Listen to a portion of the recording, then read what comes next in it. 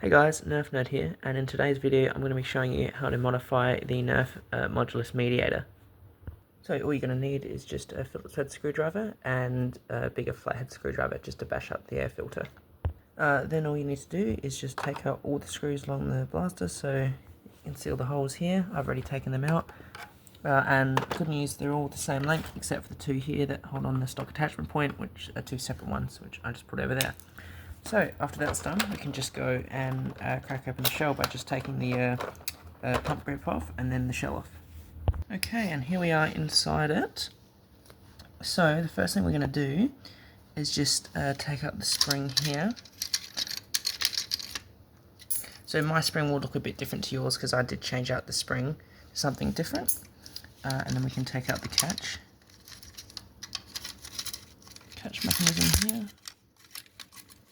Take that out, and then should be able to, let's see here, push this back and take it out.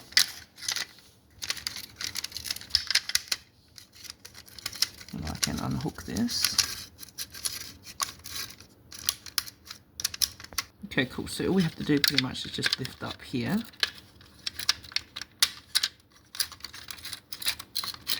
And it should, there we go. Pop out. There we go. So the whole mechanism here will pop out, and that's just what makes the ratchet sound. So it's up to you whether or not you want to leave that in. And then we have the whole rail and plunger tube and assembly.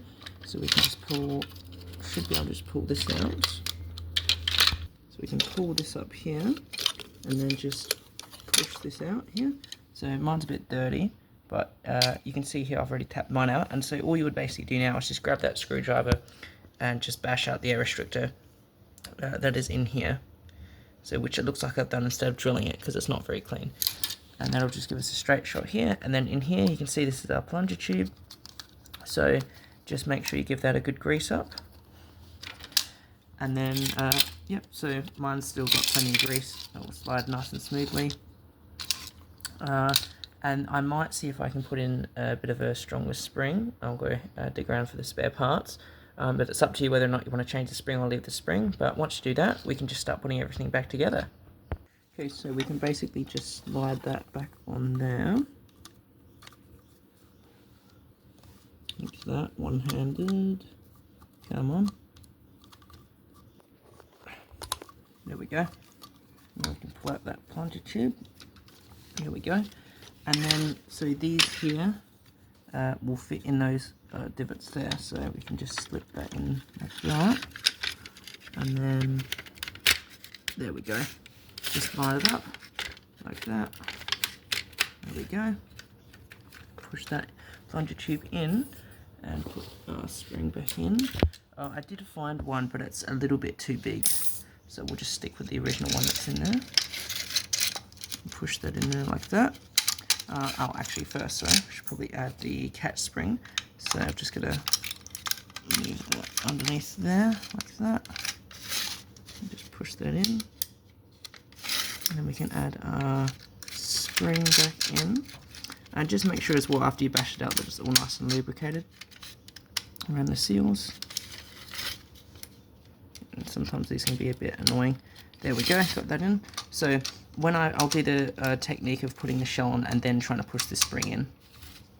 So basically all you need to do now is you're pretty much done. You can just put this here.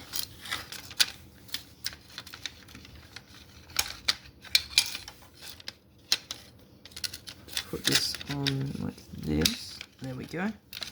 And now all we need to do is just put the shell back on. And as I'm putting the shell back on, I'll just kind of push the spring in as I press down, and it will get it to, yeah, there we go, to hold. And then I can just grab this and see if I can do it one-handed, see how my finger dexterity is, and there we go, and put this on. Okay, and then we can put the grip back on the top. Everything should snap together nicely. Cool, now I'm just going to go and put all the screws back in. So now that all the screws are in, we're just going to chuck a mag in and do a quick range test.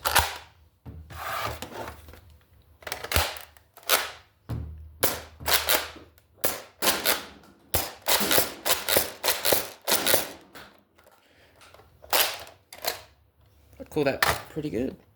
So I would say it's hitting now around about 75 to 80. So, and when these comes out, when this came out, it hit about 65. So I like it because it's a really compact blaster for being magazine fed and slam fire pump action. So yeah, I hope you enjoyed today, guys, and I'll see you in the next one.